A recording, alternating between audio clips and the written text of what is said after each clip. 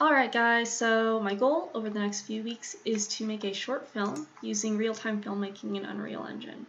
So during that time, I'm going to put out a video each week that will go through my process about how I'm making this short film.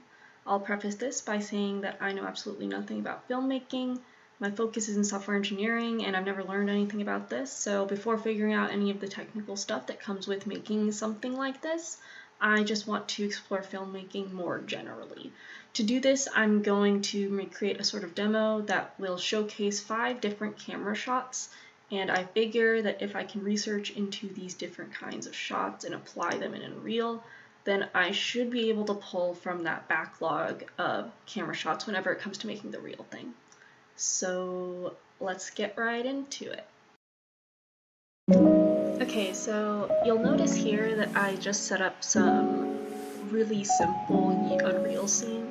So I just created this environment using their built-in environment builder, and then I created just a regular cylinder in order to use that as my subject, which in other cases might be some person.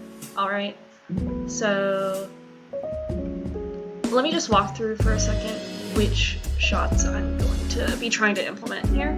So for my first shot, I'm going to try to go for an extremely long shot that's used to make your subject appear small against their location. And it's used to just create this feeling of isolation, I guess. After that, I'm going to use a long shot that is pretty much the same thing, except it's a little bit closer, but it's still getting the same feeling of just feeling isolated.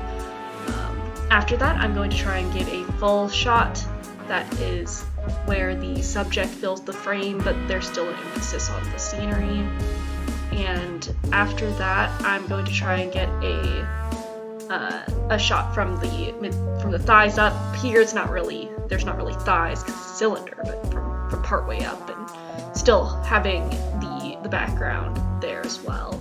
After that, I'm going to just try and get a little bit of a close-up shot on our subject, and then I'll call it good enough. So yeah.